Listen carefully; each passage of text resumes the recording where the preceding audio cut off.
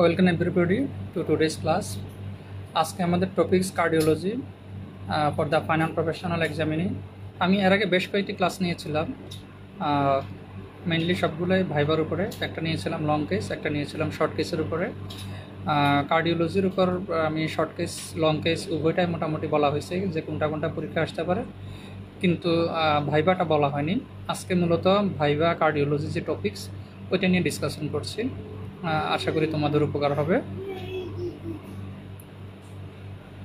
আমি মাঝে আসলে কিছুদিন অসুস্থ ছিলাম, এই কারণে একটু গ্যাপ দিয়েছে। বাকি ক্লাসগুলো আমি ইনশাল্লাহ আস্তে আস্তে কমপ্লিট করার চেষ্টা করব। আচ্ছা, কার্ডিওলজি থেকে ভাইভাতে আসলে কি জিজ্ঞেস করা হয়? এখন তো আসলে স্যারদের আমি এর আগে ক্লাসে বলেছিলাম যে সিনারিও বেসড এখন বেশি কোশ্চেন করা হয়, তারপর ওখান থেকে ভিতরে আস্তে আস্তে যাওয়া হয়। প্রথমে আমি একটু টপিকস যে কোন কোন টপিকস জিজ্ঞেস করা হয়। ওকে, প্রথম হলো একিউট করোনারি সিনড্রোম বা আনস্টেবল এনজাইনা এবং যেটা মায়োকার্ডিয়াল ইনফারকশন, মূলত myocardial infarction, not acute coronary syndrome. মূলত মায়োকার্ডিয়াল ইনফারকশনের ম্যানেজমেন্টটা অলমোস্ট সব স্টুডেন্টকেই কম বেশি ধরা হয়, এটা খুব ভালোভাবে পড়তে হবে। ওকে, মায়োকার্ডিয়াল ইনফারকশন এছাড়া আর কী কী টপিকস জিজ্ঞেস করা হয় আমি এগুলো প্রথমে একটু বলে নিই। সো এমআই আমাদের প্রথম টপিকস, তারপর এট্রিয়াল ফিব্রিলেশন, এট্রিয়াল ফিব্রিলেশনের ম্যানেজমেন্ট এগুলো জিজ্ঞেস করা হয় কিন্তু, ঠিক আছে। যদিও আমরা অনেকেই মনে করি যে ফাইনাল প্রফেশনাল পরীক্ষায় ম্যানেজমেন্ট জিজ্ঞেস করা হয় না, আসলে তা না। কিছু কিছু টপিক্সের ম্যানেজমেন্টটা খুব জরুরি, ওগুলো কিন্তু ভালো দখল থাকতে হয়। ওকে, তারপরে হলো তোমাদের ভালভুলার হার্ট ডিজিজের মধ্যে হলো মূলত মাইট্রাল স্টেনোসিস করা হয়, এমএস। ওকে, এটা রিলেটেড কিছু কোশ্চেন আছে, এট্রিয়াল ফিব্রিলেশনের সাথে এটা হলো ইন্টারলিঙ্কড আছে, এটা জিজ্ঞেস করা হয়। তারপরে হলো হাইপার টেনশন, এই সম্পর্কে কিছু কোশ্চেন করা হয় হাইপার টেনশনের উপরে। পেরিফেরাল আর্টারিয়াল ডিজিজ আসলে ওইভাবে ধরা হয় না, তারপর যারা একটু ভালো নলেজ রাখতে চাও বা একটু পরীক্ষায় ভালো নাম্বার ক্যারি করতে চাও তাদের জন্য পেরিফেরাল আর্টারিয়াল ডিজিজটা একটু পড়ে নিতে পারো, পেরিফেরাল আর্টারিয়াল ডিজিজ। ওকে, তবে এটা পরীক্ষায় খুব বেশি জিজ্ঞেস করা হয় না। তারপরে তোমার পেরিকার্ডাইটিস, এটা জিজ্ঞেস করা হয়, এটা স্যারদের এখন খুব ফেভারিট টপিকস। পেরিকার্ডাইটিসের উপর কোশ্চেন করা হয়। ওকে, দেন দুইটা টপিকস যেগুলোতে হলো যে স্কোরিং সিস্টেম, ডায়াগনস্টিক ক্রাইটেরিয়া ওই রিলেটেড, তার মধ্যে একটা হলো rheumatic fever, acute rheumatic fever এটা, আরেকটা হলো ইনফেক্টিভ এন্ডোকার্ডাইটিস। এই দুইটা টপিক্সও কোশ্চেন করা হয়। তাহলে আমরা মূলত এই রিলেটেড জিনিসগুলো আমরা পড়ব। তাহলে স্যাররা প্রথমে তোমাকে একটা ক্লিনিক্যাল সিনারিও দিতে পারে, এরকম এ 60 years or 65 years old male smoker came to you with the complaints of retrosternal sudden severe constricting chest pain which radiates to the left arm or jaw. So how will you approach this patient? অথবা what are your differentials for this patient? এখানে স্যাররা আরও মানে extra কিছু information দিতে পারে, যে তোমাকে ব্লাড প্রেশারটা একটু বলে দিতে পারে, হয়তো একটু হাইপারটেনসিভ ছিল পেশেন্ট, বিপিটা বলে দিল 180/100 মিলিমিটার মার্কারি, অথবা দেখা গেলো যে এই পেশেন্টটা অন্য আরও কিছু প্রবলেম নিয়ে আসতে পারে। কাছাকাছি সিনারিও যে history of chest pain with peripheral oedema, মানে হার্ট ফেলিউরের ফিচার্স নিয়ে আসলো। ওকে, তাহলে এইভাবেও একটা কোশ্চেন করা হতে পারে। শুধু চেস্ট পেন দিয়ে আসতে পারে সিনারিওটা, অথবা উইথ কমপ্লিকেশনস নিয়ে আসতে পারে। সিনারিও থেকে বোঝা যাচ্ছে ডায়াগনোসিস হলো একিউট মায়োকার্ডিয়াল ইনফারকশন। ওকে, মায়োকার্ডিয়াল ইনফারকশন হলো আমাদের ডায়াগনোসিস। তাহলে এটার সিনারিওটা একটা হতে পারে চেস্ট পেন দিয়ে একটা সিনারিও সারা দিতে পারে, অথবা মায়োকার্ডিয়াল ইনফারকশনের একটা কমপ্লিকেশনস হলো হার্ট ফেলিওর, একটা হার্ট ফেলিওরের সিনারিও দিয়ে আসতে পারে। কীভাবে? 65 years old, ধরো ফিমেল বললাম এক্ষেত্রে, female patient came to you with dyspnoea. Okay, and she has raised JVP and peripheral oedema. Okay, এরকম একটা সিনারিও দিল, ডিসনিয়া এবং পেরিফেরাল এডিমার একটা ভলিউম ওভারলোডের একটা সিনারিও। সো বোঝা যাচ্ছে এটা একটা হার্ট ফেলিউর টাইপের একটা সিনারিও। ওকে, তাহলে মায়োকার্ডিয়াল ইনফার্কশন এটার সাথে সাথে একই সাথে হার্ট ফেলিউরটা আমাদের জানতে হবে। এটা আমি প্রথমে টপিকসগুলোর মধ্যে অ্যাকচুয়ালি বলা হয় নাই, এটা আসলে বলতে হতো।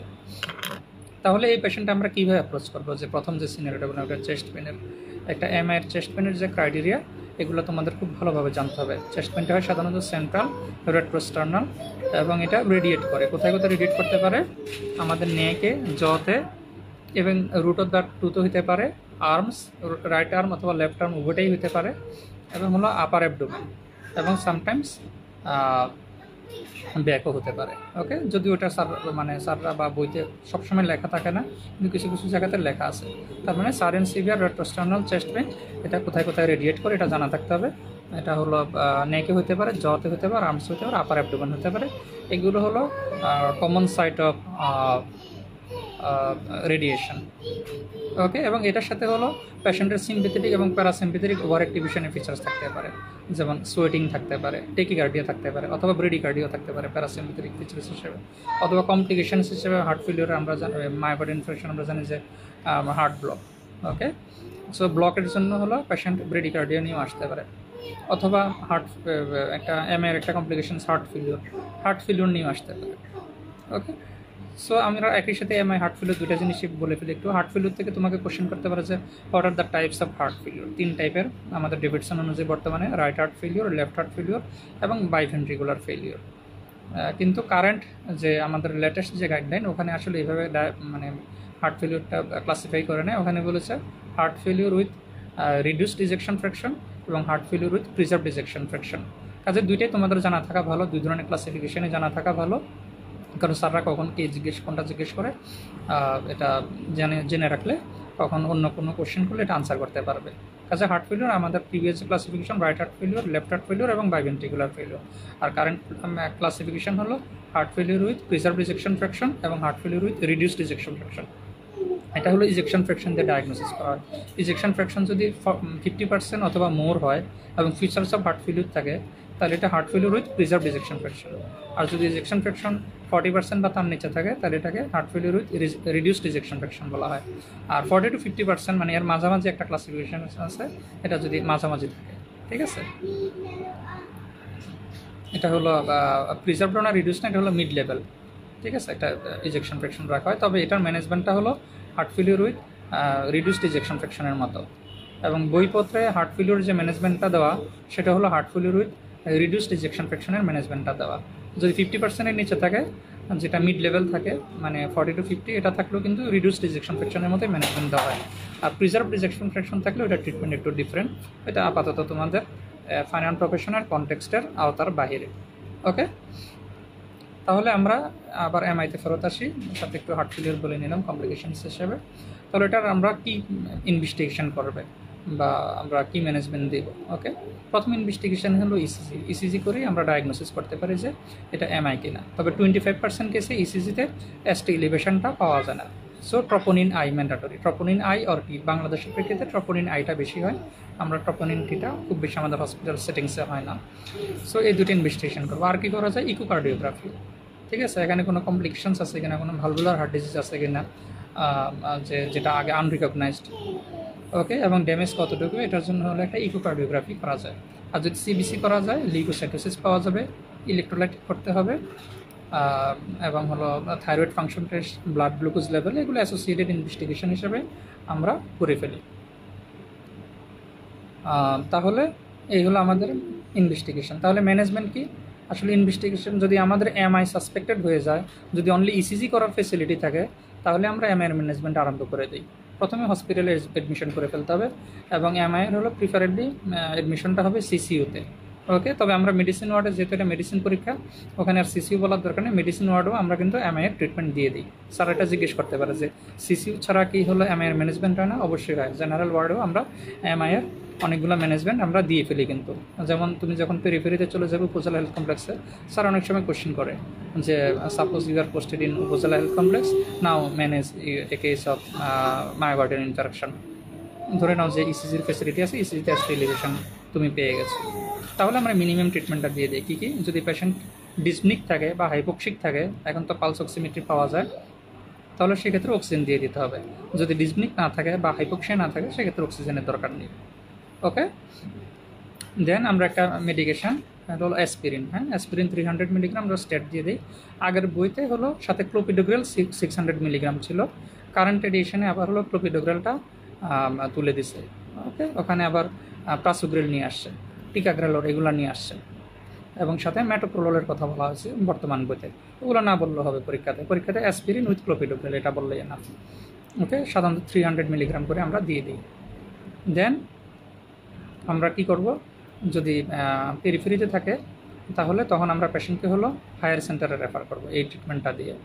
যদি খুব চেস্ট পেইন থাকে তাহলে সেক্ষেত্রে অ্যানালজেসিয়া দেওয়ার কথা বলা আছে, যে মরফিন দিয়ে দেওয়ার কথা। মরফিন আবার যেহেতু ভমিটিং করে সেক্ষেত্রে মেটোক্লোপ্রোমাইড দিয়ে দিতে হয়।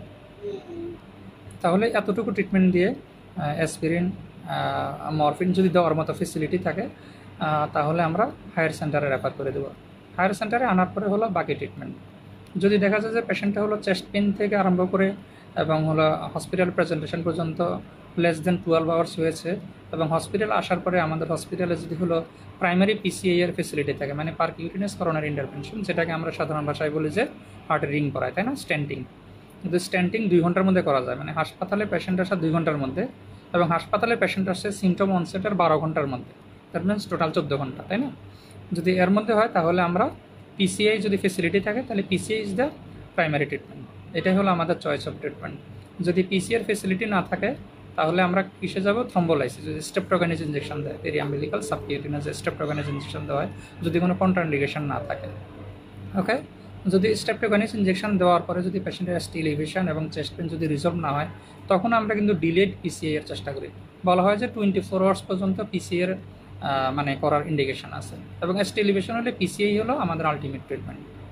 ওকে, যদি পেশেন্ট হলো নন এসটি এলিভেশন এমআই হয়, এসটি এলিভেশন পাওয়া যায় না, আরেকটা আছে non ST elevation myocardial infarction, যেটা যদি ওইটা হয় তাহলে আমরা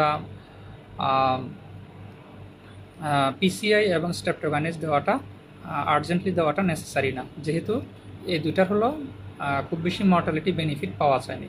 মানে সেক্ষেত্রে আমরা নর্মাল ম্যানেজমেন্ট এমআই নর্মাল যে ম্যানেজমেন্ট দিয়ে দিব, পরবর্তীতে পেশেন্ট হলো মানে ইলেকটিভ পিসিআই করা হবে। ওকে, তাহলে আমাদের আদার্স আর কী কী ট্রিটমেন্ট আছে একটা এমআই এর পেশেন্টের, এগুলো বাদেও সো অ্যান্টি অ্যানজাইনাল ট্রিটমেন্ট দিতে হবে। যেহেতু পেশেন্টের চেস্ট পেন আছে, সো চেস্ট পেনের জন্য অ্যান্টি অ্যানজাইনাল ট্রিটমেন্ট, নাইট্রোট আছে, বিটা ব্লকার আছে, ক্যালসিয়াম চ্যানেল ব্লকার, এগুলো দেওয়া যায়। একই সাথে সব দেওয়া হয় না, ক্যালসিয়াম যেমন ক্যালসিয়াম চ্যানেল ব্লকার যেগুলো রেট লিমিটিং, মানে ভেরাপামিল এবং ডিলটিয়াজাম, এটার সাথে বিটা ব্লকার একসাথে দেওয়া যায় না, যেহেতু পেশেন্টের হলো অনেক ব্রেডিকার্ডিয়া হয়ে যেতে পারে। ওকে, যদি পেশেন্টের ভলিউম ওভারলোড থাকে বা ইজেকশন ফ্র্যাকশন খুব কম থাকে সেক্ষেত্রে আমরা পটাশিয়াম স্পেয়ারিং ডায়োরেটিক্সের কথা বলা আছে। এমনি আমরা হার্ট ফেলিউর থাকলে ডায়োরেটিক্স দিয়ে দিই, নর্মাল হলো ফ্লুসামাইড দিই, তবে এখন স্পাইরোনোলেকটনের কথা বা পটাশিয়াম স্পেয়ারিং ডায়োরেটিক্সের কথা খুব বেশি বলা হচ্ছে। এছাড়া স্টেটিনের কথা বলা আছে, যেহেতু এইসব পেশেন্টের ডিস্ট্রিক্টে ডিপেন্ড থাকে স্টেটিন। আর অ্যাসোসিয়েটেড ট্রিটমেন্ট যদি ভেন্ট্রিকুলার রিমডেলিং হয় এমআইয়ের পরে, সো এটা প্রিভেন্ট করার জন্য পেশেন্টের এনজিওটেনসিন কনভার্টিং এনজাইম ইনহিবিটর যেটা এসিইআই অথবা এআরবি, ঠিক আছে। যদি ওটা ইনটলারেন্ট হয়, এসিআই অনেকের ব্রাইক অফ হয়, ইনটলারেন্ট থাকে, সো সেক্ষেত্রে এআরবি দেওয়া হয়। ওকে, আচ্ছা এইগুলো হলো আমাদের ট্রিটমেন্ট। এরপরে সেকেন্ডারি প্রোফাইলাক্সিসের জন্য তো মানে হলো পেশেন্টের হলো রিহেবিলিটেশনের যে ট্রিটমেন্টগুলো, স্মোকিং অফ করবে, মানে অ্যাসোসিয়েটেড ডায়াবেটিস ম্যানাটাস হাইপারটেনশন, এগুলো ট্রিটমেন্ট করবে, এগুলো সেকেন্ডারি রিস্ক স্টাডিফাই করে ট্রিটমেন্ট। সো একিউট ট্রিটমেন্ট হলো আমরা অতটুকুন আমরা বলে ফেলবো। কাজে পেশেন্টকে অ্যাডমিশন করবো, অ্যাসপিরিন দিব, চেস্ট পেন এবং হলো ডিজনি আর চেস্ট পেন এগুলো কমানোর জন্য মরফিন দিব। তারপর 12 ঘন্টার মধ্যে যদি আসে পেশেন্ট এবং 2 ঘন্টার মধ্যে যদি পিসিআর ফেসিলিটি থাকে তাহলে পিসিআই করতে হবে, পিসিআই করে এরপরে হলো আদার্স ট্রিটমেন্ট দিতে হবে। আর যদি পিসিআর ফেসিলিটি না থাকে তাহলে স্টেপটোকাইনেজ ইনজেকশন দিতে হবে, মানে থ্রম্বোলাইসিস। আর যদি পেশেন্টের নন স্টেলিভেশন এমআই হয় তাহলে পিসিআই স্টেপটোকাইনেজ কোনোটার দরকার নেই, তাহলে আমরা নর্মাল কী ট্রিটমেন্ট দেবো, অ্যাসপিরিন ক্লোপিডোগ্রেল, সাধারণত অ্যাসপিরিন ক্লোপিডোগ্রেল একসাথে 12 মাস দেওয়া, 1 বছর দেওয়া হয়। এরপরে হলো শুধু অ্যাসপিরিন লাইফ লং চলে। বইতে বলা আছে ইনডিফিনিটলি, লাইফ লং টার্মটা আমরা ইউজ করে নিই, বলা আছে যে ইনডিফিনিটলি বইতে। ওকে, যদি অ্যাসপিরিন পেশেন্ট ইনটলারেন্ট থাকে তাহলে ক্লোপিডোগ্রেল হলো আমরা ইনডিফিনিটলি দেবো, সাথে অ্যান্টি অ্যানজাইনাল ট্রিটমেন্ট এবং হলো স্টেটিনস এগুলো চলবে, এগুলো ইনডিফিনিট পিরিয়ড চলবে। ওকে, তাহলে এই হলো আমাদের এমআইআর ম্যানেজমেন্ট রিলেটেড কথাবার্তা। আমরা একের সাথে হার্ট ফেলিউর নিয়ে একটু বলছিলাম। যদি পেশেন্টের হার্ট ফেলিউর থাকে পেশেন্টের স্যাররা যেটা জিজ্ঞেস করে যে হলো রাইট হার্ট ফেলিওর এবং লেফট হার্ট ফেলিওর আর কার্ডিনাল ফিচার্স একটু জিজ্ঞেস করে। যদি রাইট হার্ট ফেলিওর বলে, এটা কার্ডিনাল ফিচার 3টা মনে রাখবে। কী কী? রেজড জেবিপি, টেন্ডার হাইপোটেমিগালি এবং অ্যাঙ্কেল ইডিমা বা পেরিফেরাল ইডিমা। এটা স্যাক্রাল ইডিমাও হতে পারে, যদি পেশেন্ট সুপাইন পজিশনে থাকে, শুয়ে থাকে, তাহলে স্যাক্রাল ইডিমা পাওয়া যেতে পারে, অথবা থাইতো ইডিমা পাওয়া যেতে পারে। এটা হলো রাইট হার্ট ফেলিওর। যদি পেশেন্টের লেফট হার্ট ফেলিওর হয়, তাহলে যদি স্যাররা একটা জিনিস জানতে চায় কোনটা, তাহলে লাংস ক্রিপিটেশন, বাইবেজাল লাং ক্রিপিটেশনস, মানে পালমোনারি ইডিমার যে ফিচার্স। ওকে, তার মানে লেফট হার্ট ফেলিওর থাকলে বাইবেজাল ক্রিপিটেশন, বাট এটা রাইট হার্ট ফেলিওরে থাকে না। তো অনেক সময় দেখা যায় পেশেন্টের হলো লেফট হার্ট ফেলিওর হয়ে সেকেন্ডারিলি এরপরে রাইট হার্ট ফেলিওর থাকে, মানে বাই ভেন্ট্রিকুলার ফেলিওরের ফিচার্স নিয়ে পেশেন্টরা সাধারণত বেশিরভাগ নিয়ে আসে, দুইটাই একই সাথে ফিচার্স থাকে। ওকে, তাহলে এই হলো হার্ট ফেলিওরের ফিচার্সগুলো। আর হার্ট ফেলিওরের ম্যানেজমেন্ট কি? ওই সেম ম্যানেজমেন্টই আমরা পেশেন্টকে হলো যদি ডিসনিট থাকে অক্সিজেন দেব, তারপরে যেহেতু ফ্লুইড ওভারলোড থাকে এক্ষেত্রে ফুসামাইড দিতে হয়, লুপ ডায়োরেটিক্সটাই আমাদের প্রিফারেবল। তারপরে হলো এসি ইনহিবিটর অর এআরবি, তারপর নেপ্রিলেসিন এখন একটা ড্রাগ হয়েছে সেকুবাট্রিল, স্যাররা এটা অনেক সময় জিজ্ঞেস করতে পারে, নতুন একটা ড্রাগ আসছে কম্বিনেশন, নাম জানো কিনা? সেকুবিট্রিল এবং ভালসার্টানের কম্বিনেশন। ওকে, এটা দেওয়া হয় অনেক সময়। এছাড়া আদার্স ট্রিটমেন্ট আছে অ্যান্টি অ্যানজাইনাল ট্রিটমেন্ট হিসেবে বিটা ব্লকার এবং হলো নাইট্রেটস, এগুলো দেওয়া হয় ইনক্রিমেন্টাল ডোজে। বিটা ব্লকার আগে হার্ট ফেলিওর, একুট হার্ট ফেলিওরে দেওয়া হতো না, কারেন্টলি গাইডলাইনে বলছে যে দেওয়া যাবে, তবে ইনক্রিমেন্টাল ডোজে, মানে প্রথমে একদম লো ডোজ থেকে তারপরে হলো আমরা আস্তে আস্তে ডোজ এসকেলেট করবো। এসি ইনহিবিটর বা এআরবির ক্ষেত্রে বলা আছে প্রথমে ডোজ কম দিয়ে তারপর আস্তে আস্তে এসকেলেট করা হয়। ওকে, ক্যালসিয়াম চ্যানেল ব্লকারও একুট হার্ট ফেলিওর ইউজুয়ালি দেওয়া হয় না, এগুলো একটু মাথায় রাখতে হবে। কাজে এগুলো হলো আমাদের মোটামুটি ম্যানেজমেন্ট।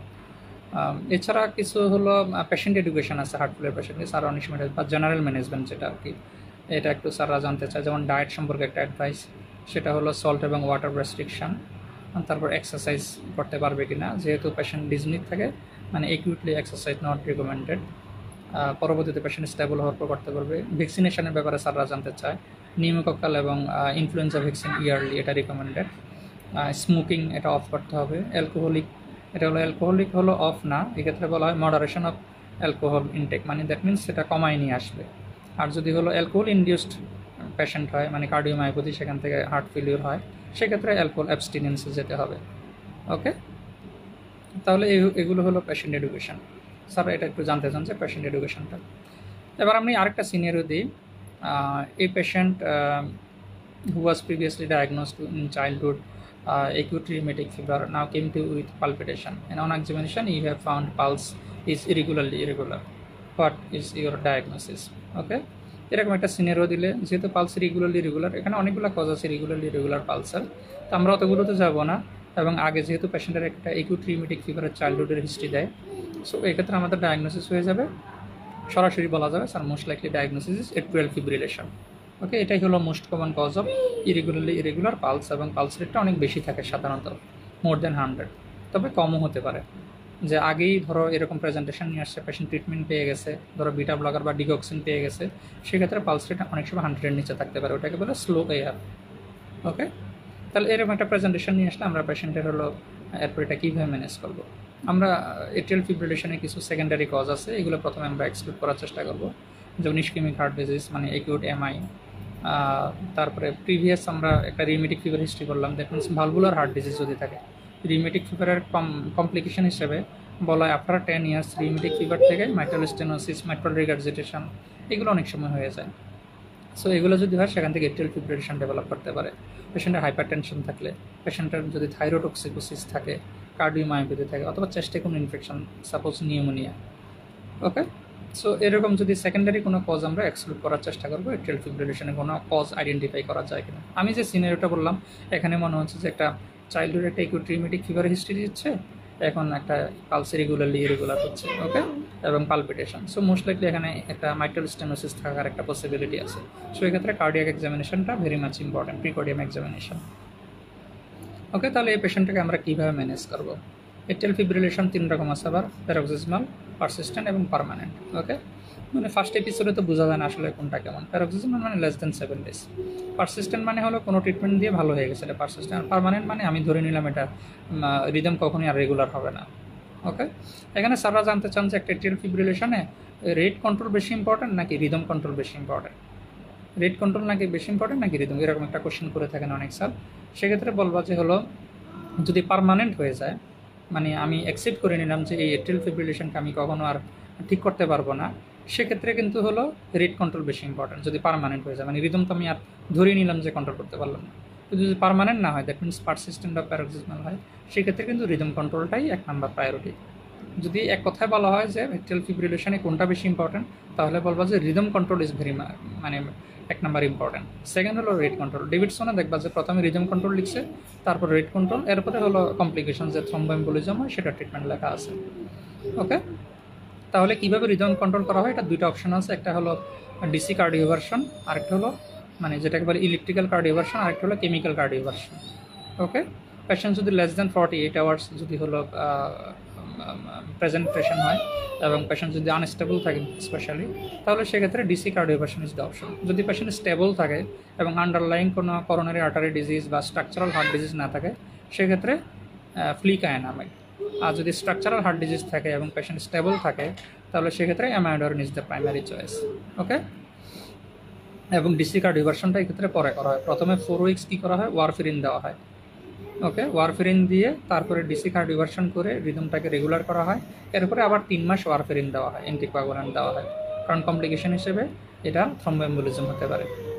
আর রেট কন্ট্রোল করব কি দিয়ে? রেট কন্ট্রোল করার জন্য আমাদের হাতে আছে 3 ধরনের drug, beta blocker, rate limiting calcium channel blocker এবং ডিগক্সিন।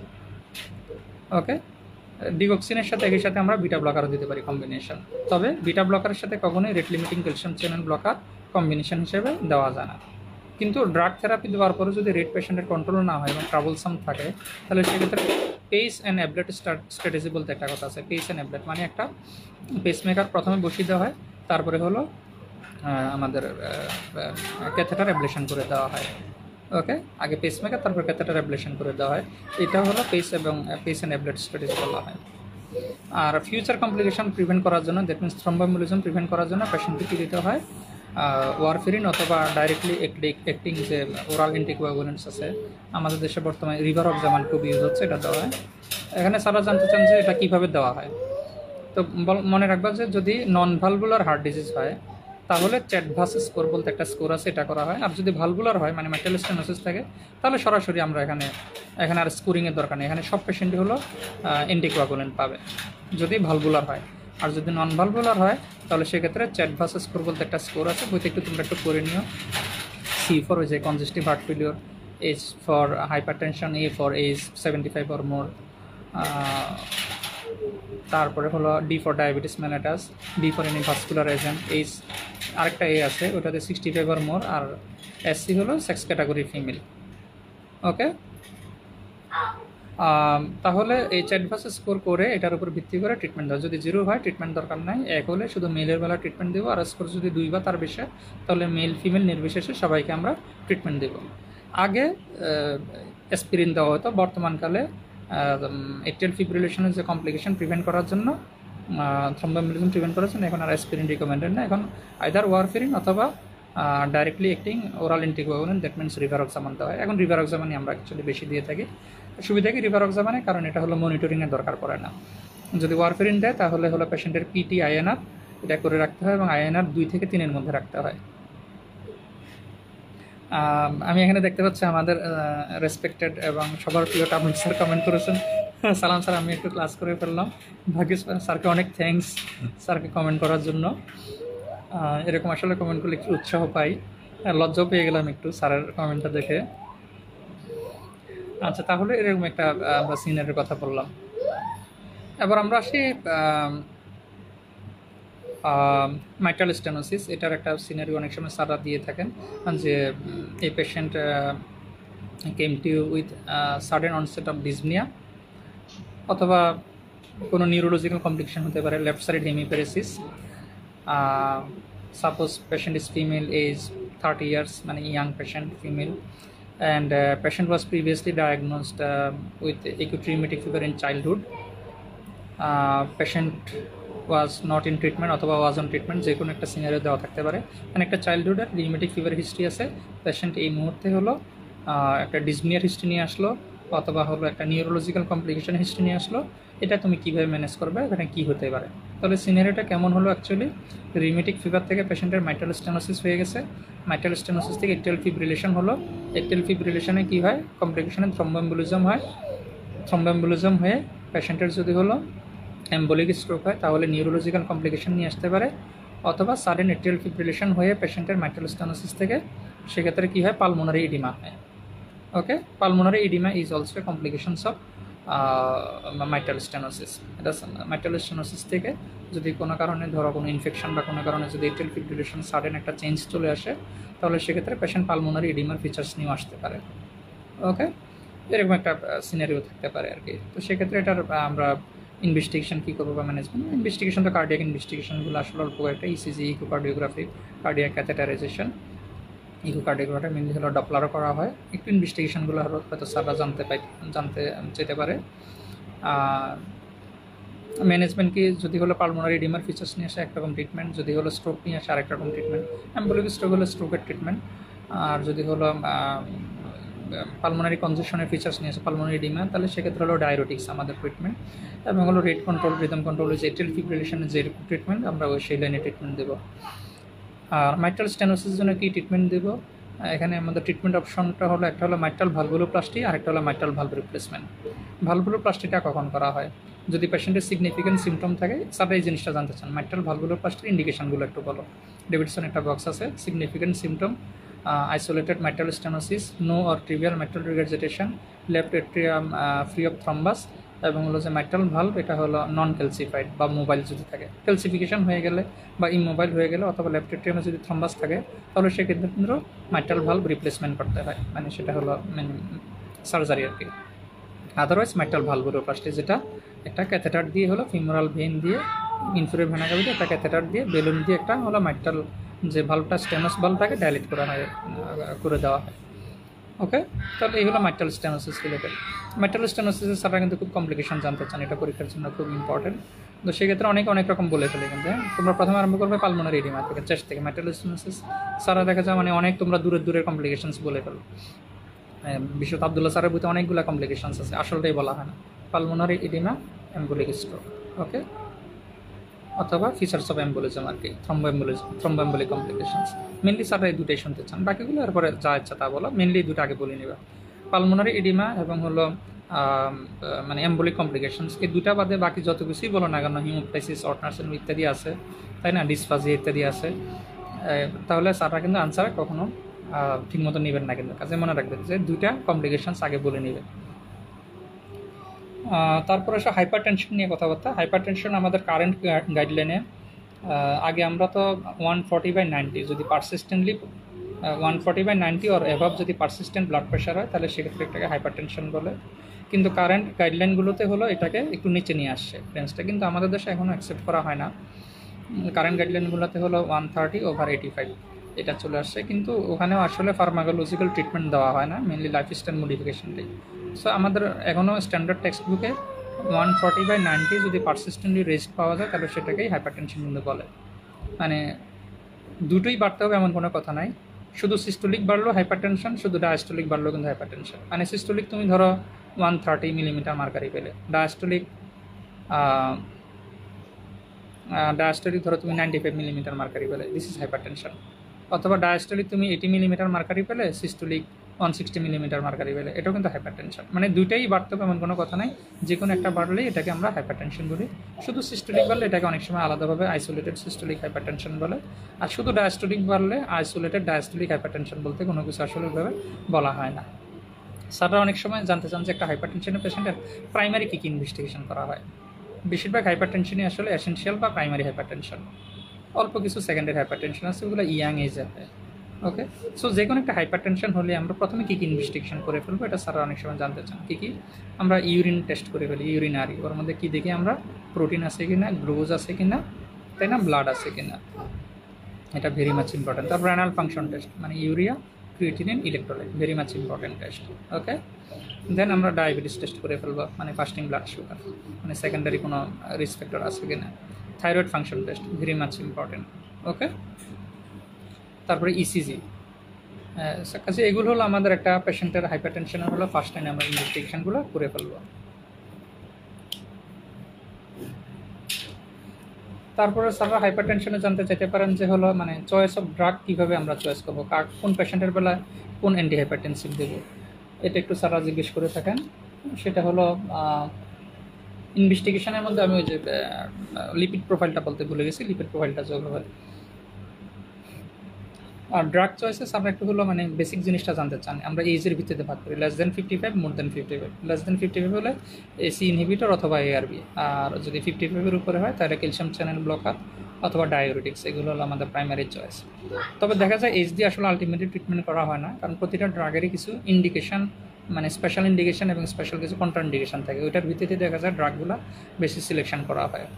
দ্যাট মিনস ধরো একটা পেশেন্টের হলো ইয়াং এজ, তার হাইপার টেনশন হয়েছে, তার একই সাথে আবার চেস্ট পেন আছে, মানে হলো স্টেবল এনজাইনা বা আনস্টেবল এনজাইনাল পেন আছে, তাহলে সেক্ষেত্রে কিন্তু আমরা বিটা ব্লকার প্রাইমারি চয়েস, কারণ বিটা ব্লকার আবার এনজাইনাতে একটা একটা হলো আমাদের প্রেসক্রাইব ড্রাগ।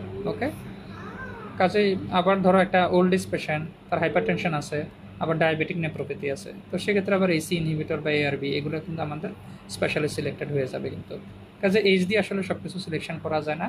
স্পেশাল যে ক্রাইটেরিয়াগুলো আছে, ডেভিডসন একটা বক্স আছে, তোমরা দেখে নিবা 514 নাম্বার পেজে, তো ওখানে কিছু কম্পেলিং ইন্ডিকেশন এবং পসিবল ইন্ডিকেশন বলতে একটা জিনিস আছে, ওইটা দেখে একটু ঠিক করে নিতে হবে কিন্তু। ওকে, আবার শুধু আইসোলেটেড হাইপারটেনশন যদি হয়, সিস্টোলিক হাইপারটেনশন, তাহলে সেক্ষেত্রে ক্যালসিয়াম চ্যানেল ব্লকার বা ডায়োরেটিক্স এগুলো হলো আমাদের স্পেশালি সিলেকশন করা হয়।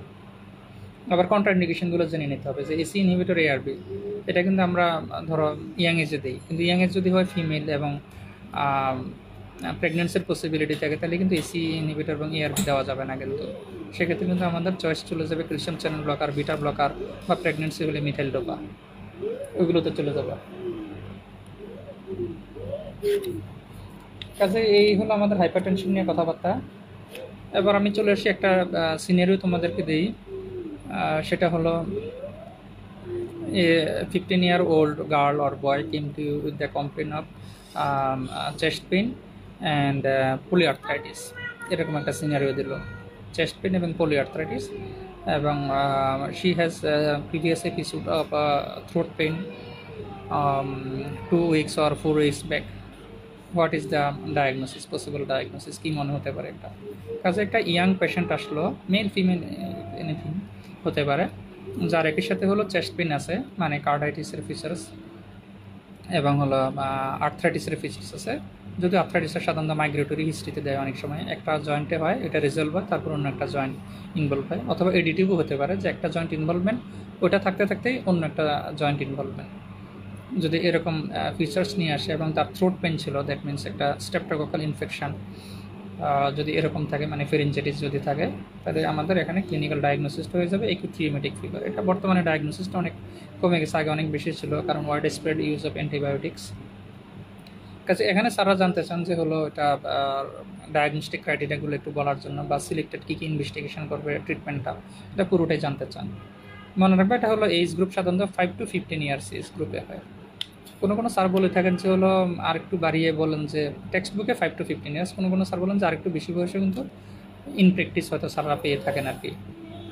তাহলে এটার যে ডায়াগনস্টিক ক্রাইটেরিয়া, জোনস ক্রাইটেরিয়া, এগুলো একটু ভালোভাবে মুখস্থ রাখবে। 4-5টা মেজর ক্রাইটেরিয়া আছে, যে carditis, polyarthritis, chorea, erythema marginatum, Sydenham's chorea, erythema marginatum, আর সাবকিউটেনিয়াস নোডুল, 5টা মেজর ক্রাইটেরিয়া, এবং 6টা মাইনর ক্রাইটেরিয়া আছে, ফিভার, আর্থ্রালজিয়া, রেজ ডিএসআর আর সিআরপি যদি পজিটিভ হয়, প্রিভিয়াস রিউমেটিক ফিভার, লিউকোসাইটোসিস এবং ফার্স্ট ডিগ্রি এভি ব্লক, এবং সাথে হলো সাপোর্টিং এভিডেন্স লাগবে, প্রিসিডিং স্ট্রেপ্টোককাল ইনফেকশন, সেটা রিসেন্ট স্কারলেট ফিভার হতে পারে, অথবা ইনভেস্টিগেশন দিয়ে রেজড এএসও টাইটার, অথবা আদার অ্যান্টিবডি টাইটার, অথবা থ্রোট কালচার যদি পজিটিভ থাকে, যে কোনো একটা। তাহলে আমরা কীভাবে ডায়াগনোসিস কমপ্লিট হবে? যদি তোমার 2 or more মেজর ক্রাইটেরিয়া অথবা 1 মেজর সাথে 2 or more মাইনর ক্রাইটেরিয়া যদি থাকে, সাথে evidence of preceding streptococcal infection থাকে, তাহলে সেক্ষেত্রে আমরা ডায়াগনোসিসটা কনফার্ম হয়ে গেল। আর যদি in case of established rheumatic heart disease or prior rheumatic fever, a diagnosis of acute rheumatic fever can be made based on the presence of multiple minor criteria and evidence of preceding group streptococcal pharyngitis. Okay, যদি আগে থেকে পেশেন্টের হলো rheumatic heart ডিজিজের history থাকে অথবা prior rheumatic fever history থাকে, তাহলে সেক্ষেত্রে শুধু মাল্টিপল মানে মাইনর ক্রাইটেরিয়া যদি কয়েকটা থাকে এবং আমরা স্ট্রেপ্টোকোকাল ফ্যারিঞ্জাইটিসে যদি আমরা ফিচার্স পেয়ে যাই, সেক্ষেত্রে ডায়াগনোসিস কনফার্ম। মানে হলো সারা জিজ্ঞেস করে থাকেন যে অনেক সময় যে মেজর ক্রাইটেরিয়া ছাড়া রিউমেটিক ফিভার ডায়াগনোসিস হয় কিনা। পসিবল যদি আগেই এস্টাবলিশড রিউমেটিক হার্ট ডিজিজ হয়ে যায় অথবা প্রায়র রিউমেটিক ফিভারের যদি আমরা কোনো কনভিনসিং হিস্ট্রি পাই, তাহলে সেক্ষেত্রে মেজর ক্রাইটেরিয়া বাদে অনলি মাইনর দিয়ে কিন্তু ডায়াগনোসিস হয়ে যায় কিন্তু। ওকে, আর এক্ষেত্রে আমরা কী কী ইনভেস্টিগেশন করবো পেশেন্টের, সেটা হলো আমরা সিবিসি করবে, রেজ লিউকোসাইটোসিস, ইএসআর 82 পাতে পারে, সিআরপি পজিটিভ আসতে পারে। ওই প্রিসিডিং স্ট্রেপ্টোকোকাল ইনফেকশনের জন্য আমরা এএসও টাইটার করি, থ্রোট সব কালচার করা যেতে পারে। আর কার্ডাইটিসের জন্য চেস্ট এক্সরে, ইসিজি, ইকো, এগুলো হলো আমাদের রিকমেন্ডেড টেস্ট। ট্রিটমেন্ট কি? এটা হলো বেড রেস্ট, বেড রেস্ট তো সবার জন্য ট্রিটমেন্ট। আর হলো হার্ট ফেলিউরের যে ম্যানেজমেন্ট, ওইটা আমরা দিব। অনেক সময় হার্ট ফেলিউর যদি স্ট্যান্ডার্ড যে ম্যানেজমেন্ট, এটাতে যদি হলো পেশেন্ট রেসপন্ড না করে, ভালভ রিপ্লেসমেন্ট করতে হয় কিন্তু। ওকে, আর অ্যান্টিবায়োটিক্স, চয়েস অফ অ্যান্টিবায়োটিক জানো, benzyl penicillin 1.2 million unit intramuscular, এটা সিঙ্গেল ডোজ, অথবা oral phenoxymethyl penicillin 250 milligram 4 times daily for 10 days, এটা দেওয়া যায়। আর যদি পেনিসিলিন অ্যালার্জিক থাকে, তাহলে সেক্ষেত্রে পেশেন্টকে সেফালোস্পোরিন বা এরিথ্রোমাইসিন গ্রুপ দেওয়া যায়। এটা হলো আমাদের প্রাইমারি ট্রিটমেন্ট। আর সেকেন্ডারি প্রিভেনশনের জন্য মান্থলি ইনজেক্টেবল দেওয়া যায়, অথবা ওরাল যে ট্রিটমেন্ট, এটা হলো 2 টাইমস দেওয়া যায়। কত বছর? 5 বছর অথবা 21 ইয়ার্স পর্যন্ত, যেটা লঙ্গার হয়। আর যদি পেশেন্টের রেসিডুয়াল হার্ট ডিজিজ যদি ডেভেলপ করে, তাহলে সেক্ষেত্রে 40 ইয়ার্স ওল্ড অথবা লাস্ট অ্যাটাক থেকে 10 ইয়ার্স, যেটা হলো লঙ্গার হবে, সেটা হলো আমরা ট্রিটমেন্ট দেবো। কেন অ্যান্টিবায়োটিক প্রোফাইলেক্সিস দিই? হলো while long-term antibiotic prophylaxis prevents further attacks of acute rheumatic fever, it does not protect against infective endocarditis. এটা মাথায় রাখতে হবে। অনেকে মনে করে যে হলো আমরা অ্যান্টিবায়োটিক দিচ্ছি হলো ইনফেক্টিভ এন্ডোকার্ডিটিস প্রিভেন্ট করার জন্য, আসলে তা না কিন্তু। এটা হলো ওই যে যার একবার রিউমেটিক ফিভার হয়, তার অনেক সময় রিকারেন্ট হওয়ার পসিবিলিটি থাকে। রিকারেন্ট হলে হয় কি, ভালভ ড্যামেজটা অনেক দ্রুত হয়। মানে ভালভ ড্যামেজটা মূলত আমরা প্রিভেনশন করতেছি এক্ষেত্রে, মানে রিকারেন্ট অ্যাটাকস অফ বা further attacks of acute rheumatic ফিভারটাকে এটা প্রিভেন্ট করে। আর যদি পেশেন্টের আর্থ্রাইটিস হয়, সেক্ষেত্রে হাই ডোজ অ্যাসপিরিন দিতে হয়, 60 milligram per KG body weight করে ডেইলি 6 টাইমস দেওয়া হয়। ওকে, আর সেক্ষেত্রে কার্ডাইটিস বা সিভিয়ার আর্থ্রাইটিস থাকলে স্টেরয়েডে দেওয়া হয়। আর এটা ডোজটা টেপারে করা হয় ইএসআর দেখে। আর কখন পেশেন্টের হলো ভালভুলার হার্ট ডিজিজ ডেভেলপ করে? After usually after 10 years valvular heart ডিজিজগুলো ডেভেলপ করে রিউমেটিক ফিভারে। ওকে, এবার আমরা অনুরূপ আরেকটা সিনারিও দিই। একটা পেশেন্ট আসলো তোমার কাছে, তার প্রিভিয়াস হিস্ট্রি অফ ধরো রিউমেটিক ফিভার অথবা ভালভুলার হার্ট ডিজিজ আছে। এখন আসলো তোমার কাছে হলো হিস্ট্রি অফ ফিভার নিয়ে, একটা লং টার্ম ফিভার নিয়ে আসলো। ওকে, একটা ভালভুলার হার্ট ডিজিজের একটা হিস্ট্রি আছে, এখন তোমার কাছে একটা লং টার্ম ফিভারের হিস্ট্রি নিয়ে আসলো। সাথে ধরো হলো হাই কালার ইউরিন, মানে রেনাল ইম্পেয়ারমেন্ট আছে, অথবা কিছু rash in tip of fingers, এরকম একটা প্রবলেম নিয়ে আসলো। তাহলে কি ডায়াগনোসিস আমরা চিন্তা করব? এখানে আমরা 1 নম্বরে যে ডায়াগনোসিসের চিন্তা করবো, সেটা হলো ইনফেক্টিভ এন্ডোকার্ডিটিস। ওকে, আগের বইতে অনেক সময় হলো সাবইকুইট ব্যাকটেরিয়া এভাবে হয়তো লেখা হতো, এখন আমরা ইনফেক্টিভ এন্ডোকার্ডিটিস। ওকে, যদি একটা পেশেন্টের হলো ভালভুলার কোনো হার্ট ডিজিজ থাকে এবং সেক্ষেত্রে যদি হলো ইউজুয়াল অ্যান্টিবায়োটিকে পেশেন্ট রেসপন্স করছে না, একটা লং স্ট্যান্ডিং যদি ফিভার থাকে, তাহলে আমরা সবার আগে চিন্তা করি এটা পেশেন্টের ইনফেক্টিভ এন্ডোকার্ডিটিস কিনা। ওকে, তো এটাও কিন্তু একটা ডায়াগনস্টিক ক্রাইটেরিয়া আছে, ডিউকস ক্রাইটেরিয়া বলে। এটাও কিন্তু ক্রাইটেরিয়া দিয়ে ফিল আপ মানে ডায়াগনোসিসটা করা হয়। যদি 2টা মেজর অথবা একটা মেজর সাথে 3টা মাইনর অথবা একসাথে 5টা মাইনর থাকে, তাহলে এটা ডায়াগনোসিস করা যায়। ওকে, তাহলে এটার হলো ক্রাইটেরিয়াগুলো কী কী? মেজর ক্রাইটেরিয়া হলো 2টা, একটা হলো ব্লাড কালচার যদি পজিটিভ হয় অথবা ইকোকার্ডিওগ্রাফিতে যদি পজিটিভ ফাইন্ডিংস পাওয়া যায়। ওকে, এটার পর ব্লাড কালচার পর স্পেশাল নিয়ম আছে, এটা স্যার অনেক সময় জানতে চান। হয়তো এমবিবিএস পরীক্ষাতে ইনফেক্টিভ এন্ডোকার্ডিটিসের ডায়াগনস্টিক ক্রাইটেরিয়া চাইতে হলো রিউমেটিক ফিভারের ডায়াগনস্টিক ক্রাইটেরিয়াটা বেশি জিজ্ঞেস করে, তারপরে জেনে রাখতে পারো ভালো নাম্বারের জন্য। সেটা হলো ব্লাড কালচার হলো typical organism from 2 blood culture, মানে কমপক্ষে 2টা কালচার টেস্ট তোমার পজিটিভ হতে হবে, এবং persistent positive blood culture taken 12 hours separate, 12 ঘন্টার অন্তর, মানে একটা 0 আওয়ার আর একটা 12 আওয়ার্স নিয়ে মানে দুইটা আলাদা স্যাম্পল হতে হবে, অথবা 3 or more positive cultures taken over 1 hour, যেখানে ফার্স্ট এবং last sample taken 1 hour apart, সেক্ষেত্রেও এটা পজিটিভ হবে। মানে 3 থেকে 6টা সেট ব্লাড কালচার নেওয়া যায়। মানে একটা তুমি 0 আওয়ার নিলা, একটা 30 মিনিট, একটা 1 আওয়ার, একটা 12 আওয়ার, তাহলে দেখো তোমার এটা কমপ্লিট হয়ে যায়। কিন্তু মিনিমাম 3টাতে কমপ্লিট হয়।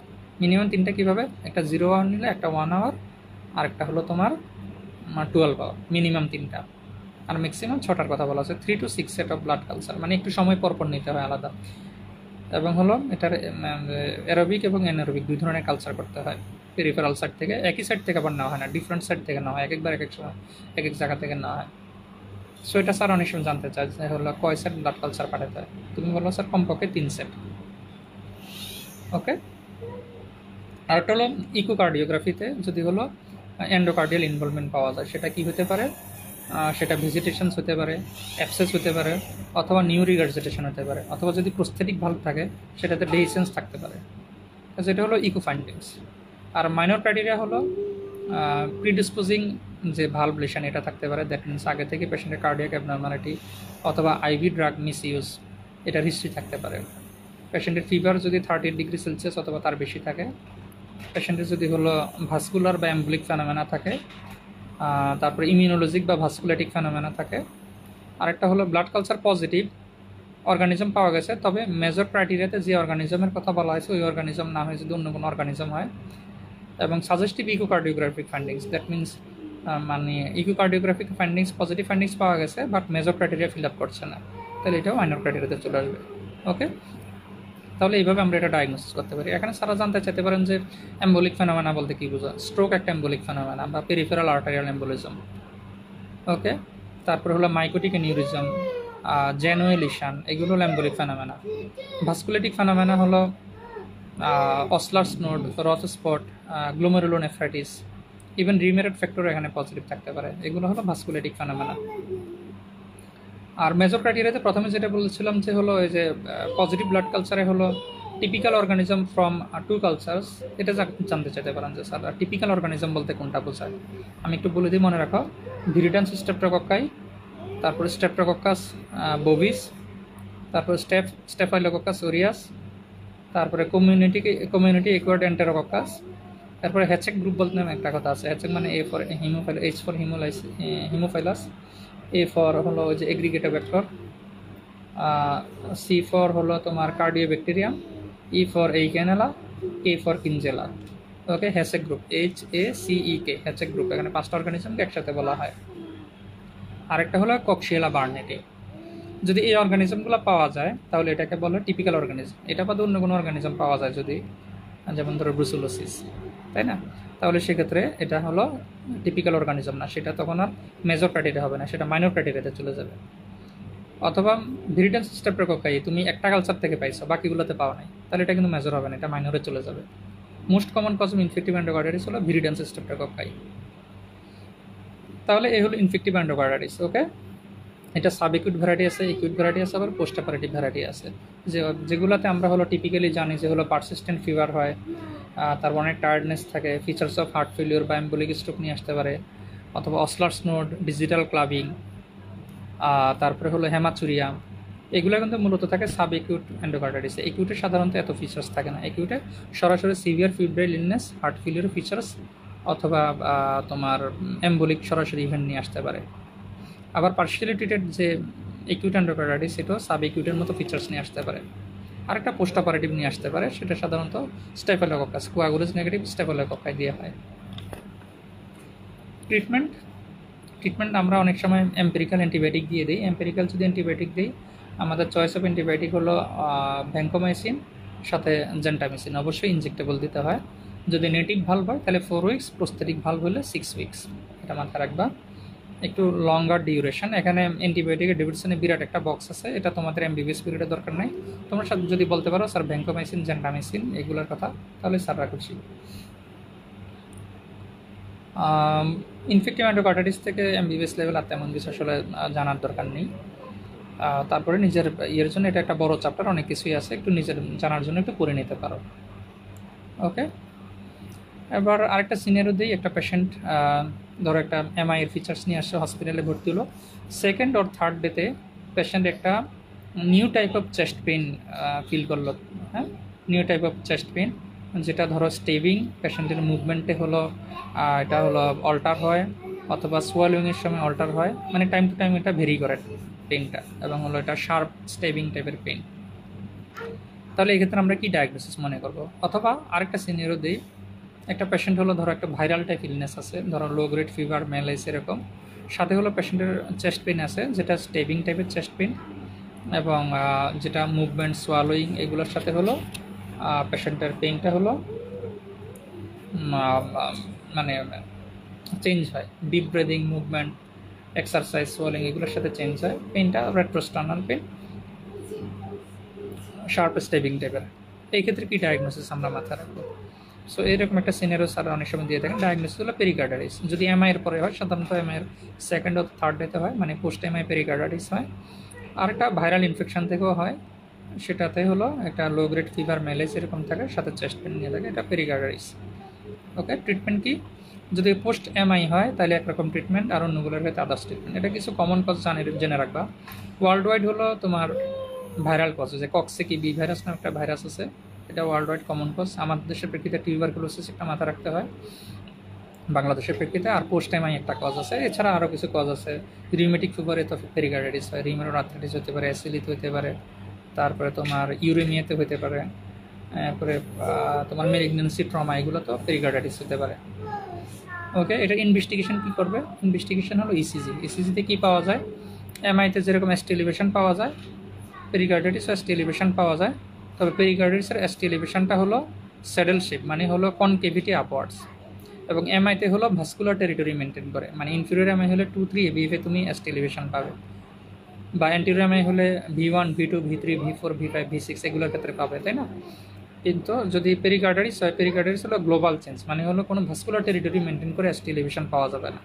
কাজে এসটি এলিভেশন হবে concavity upwards, vascular territory maintain করবে না। আর আরেকটা হলো তোমার যে পিআর ইন্টারভেল, যেটা এটা হলো পিআর ইন্টারভেল ডিপ্রেশন থাকে, এটা হলো পেরিকার্ডাইটিসের ইসিজির একটা ইম্পর্ট্যান্ট ফিচার্স। ওকে, এটা very specific indicator for acute pericarditis. Management কি? যদি পোস্ট এমআই পেরিকার্ডাইটিস হয় তাহলে ম্যানেজমেন্ট হলো ওপিয়েড বেসড যে অ্যানালজেসিয়া, ওগুলা, মানে অ্যানেসিড দেওয়া যাবে না। আর যদি অন্যগুলো হয় তাহলে সেক্ষেত্রে হলো ট্রিটমেন্ট অপশন আছে আমাদের অ্যাসপিরিন, ইন্ডোমিথাসিন, তারপরে কোলকিচিন, তারপরে স্টেরয়েড, এগুলো হলো ট্রিটমেন্ট। আর যদি হলো কোনো ব্যাকটেরিয়াল কজ হয় তাহলে সেক্ষেত্রে অ্যান্টিবায়োটিক লাগতে পারে। যদি প্লুরাল পেরিকার্ডিয়াল ইফিউশন ডেভেলপ করে তাহলে সেক্ষেত্রে পেরিকার্ডিওসেন্টেসিস করা হতে পারে, ইভেন সার্জিক্যাল ড্রেনেজও দরকার হতে পারে, কারণ পেরিকার্ডাইটিস থেকে আবার পেরিকার্ডিয়াল ইফিউশন হয়ে যায়। কীভাবে বুঝো পেরিকার্ডিয়াল ইফিউশন? তো সেক্ষেত্রে পেরিকার্ডিয়াল ইফিউশনের বেলায় হলো যে হার্ট সাউন্ডগুলো, এবং হলো পেরিকার্ডিয়ালিসে পেরিকার্ডিয়াল ফ্রিকশন ড্রপ পাওয়া যায় এখানে, এগুলো সাউন্ডগুলো হলো একটু কোয়াইট হয়ে যায়, একদম অ্যাবলিশন না, সাউন্ডগুলো কোয়াইট হয়ে যায়, রেজড জেপিপি পাওয়া যায়, বিপি কমে যায়, পালসাস প্যারাডক্স আছে। পালসাস প্যারাডক্সাস মানে কি? ইন্সপিরেশনে আমাদের বিপি সাধারণত একটু কমে যায় 10 মিলিমিটার মার্কারি পর্যন্ত, কিন্তু ইন্সপিরেশনে বিপি যদি আর বেশি কমে যায় এটাকে পালসাস প্যারাডক্সাস বলে। ওকে, এবং অলিউরা থাকতে পারে, এটা হলো পেরিকার্ডিয়াল ইফিউশন। এটার ইসিজি করলে কি পাওয়া যায়? ইসিজি করলে হলো এটাকে বলে ইলেকট্রিক্যাল অল্টারনেটস, মানে কিউআরএস কমপ্লেক্সের যে হাইট এগুলো হলো একবার বাড়ে একবার কমে যায় এরকম বলে, কারণ হার্টের টু অ্যান্ড ফ্রো মুভমেন্ট হয়, এমপ্লিচিউডটা চেঞ্জ হয়ে যায় কিউআরএস কমপ্লেক্সের। আর চেস্ট এক্সরে করলে কী পাওয়া যাবে? হার্টটা হলো গ্লোবিউলার শেপ। আর ডেফিনেটিভ ইনভেস্টিগেশন হলো ইকোকার্ডিওগ্রাফি। পেরিকার্ডিয়াল ইফিউশনের ট্রিটমেন্ট কী হবে? পেরিকার্ডিওসেন্টেসিস। কীভাবে করা হয় স্যারা অনেক সময় জানতে চান।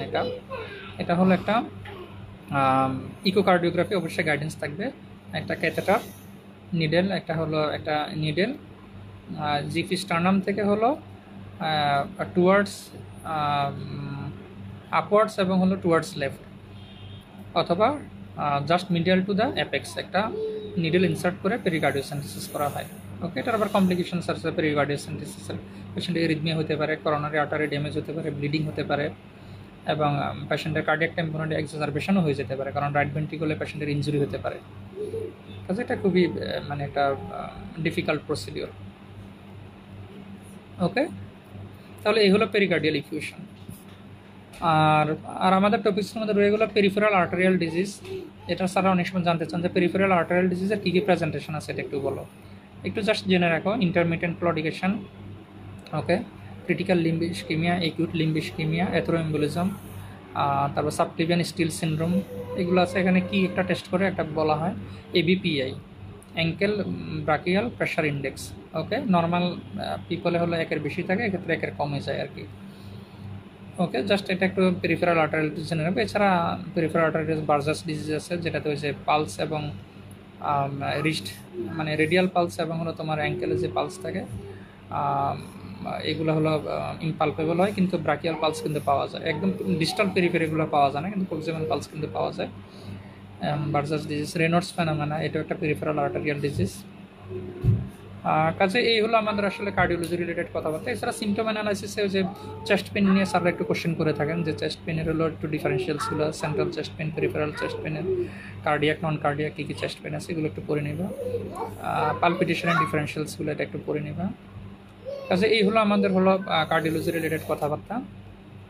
কোনো যদি কারো কোনো কোশ্চেন থাকে তাহলে একটু কমেন্ট করে জানাবা, তাহলে আমি নেক্সট ক্লাসে বা পরবর্তীতে দিয়ে করে দেবো। এখানে একজন পেরিকার্ডাইটিস লিখেছে, আমি একটু বলে দিলাম।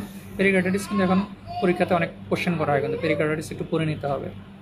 ওকে, আরেকটা একটু বলে নেই, ক্রনিক কনস্ট্রাকটিভ পেরিকার্ডাইটিস রিসেন্টলি এটা একটু জিজ্ঞেস করা হয়, ক্রনিক কনস্ট্রাকটিভ পেরিকার্ডাইটিস সিসিপি। ওকে, এটা তোমার হলো ওই পেশেন্ট রাইট হার্ট ফেলিওরের মতো ফিচার্স নিয়ে আসে, মানে রেস জেবিপি থাকতে পারে, টেন্ডার হেপাটোমেগালি থাকতে পারে, পেরিফেরাল ইডিমা থাকতে পারে, ইভেন অ্যাসাইটিস থাকতে পারে। সাথে হলো পেশেন্টের হলো যদি তুমি চেস্ট এক্সরে করো তাহলে হলো তুমি ইয়ে পাবে না, কার্ডিওমেগালি পাবে না, নর্মাল আর স্মল হার্ট পাওয়া যায়। ওকে, আর পালসটা হয় হলো রেপিড, মানে টেকিকার্ডিয়া, লো ভলিউম পালস, কিন্তু পেশেন্টের ডিজনিয়া থাকে না ইউজুয়ালি। ওকে, হার্ট ফেলিউর আমরা জানি কি ডিজনিয়াটা খুব কার্ডিনাল ফিচার্স, কিন্তু ক্রনিক কনস্ট্রাকটিভ পেরিকার্ডাইটিসের ডিজনিয়াটা ইউজুয়ালি কম থাকে, কিন্তু কারণ এটা হলো সিস্টেমিক ভ্যানাস কনজেশন হয়, কিন্তু পালমোনারি ভ্যানাস কনজেশন খুব বেশি হয় না। ওকে, এটার ইনভেস্টিগেশন হলো চেস্ট এক্সরে করা হয়, পিএভি এবং ল্যাটারাল ভিউ দুটা করা হয়। টিউবারকুলোসিস আমাদের দেশের প্রেক্ষিতে এটার খুব কমন কজ ক্যালসিফিকেশন থাকে, পেরিকার্ডিয়ামটা ক্যালসিফিকেশন হয়ে যায়, ওইটা অনেক সময় পিএভিওতে বোঝা যায় না, ল্যাটারাল ভিউতে করতে হয়। ওকে, এছাড়া ইকোকার্ডিওগ্রাফি করা হয়, সিটি স্ক্যানিং করা হয়, এটা মানে ভেরি ডিফিকাল্ট এটা ডায়াগনোসিস করা। ট্রিটমেন্ট হলো ওই যে হার্ট ফেলিউরিসের ট্রিটমেন্ট ওরকমই, লুপ ডায়াবেটিক্স, তারপর অ্যালডোস্টেরন অ্যান্টাগনিস্ট মানে স্পাইরোনোলেকটন এগুলো, অথবা পেরিকার্ডিয়ামের সার্জিক্যাল রিসেকশন। তবে এটার মর্টালিটি রেট অনেক বেশি। কাজে একটু সিসিপি করে নিবে, ক্রনিক কনস্ট্রাকটিভ পেরিকার্ডাইটিস। কাজে এখানে কি মনে রাখবে, এটা হলো রাইট হার্ট ফেলিউরের মতো ফিচার্স নিয়ে আসে। ইন এডিশন মনে রাখবা যে হলো এক্ষেত্রে হলো কার্ডিওমেগালি থাকে না, ঠিক আছে, স্মল হার্ট এট্রিয়াল ফিব্রিলেশন থাকতে পারে, রাইট হার্ট ফেলিউরের ফিচার্স নিয়ে আসে। কাজে এই হলো আমাদের ডিসকাশন কার্ডিওলজি রিলেটেড। আশা করি তোমাদের যতটুকু উপকার হয়েছে, যারা অ্যাটেন্ড করেছে তাদেরকে অনেক অনেক থ্যাঙ্কস। আশা করি নেক্সট ক্লাস নিউরোলজির উপর নিব নেক্সট উইকে। আমার গত সপ্তাহে একটা অপারেশন হয়েছিল, অ্যাপেন্ডিসেক্টমি অপারেশন হয়েছিল, এই জন্য আমি আসলে একটু রেস্টে আছি। এখন মোটামুটি রিকভারি বেশ ভালো।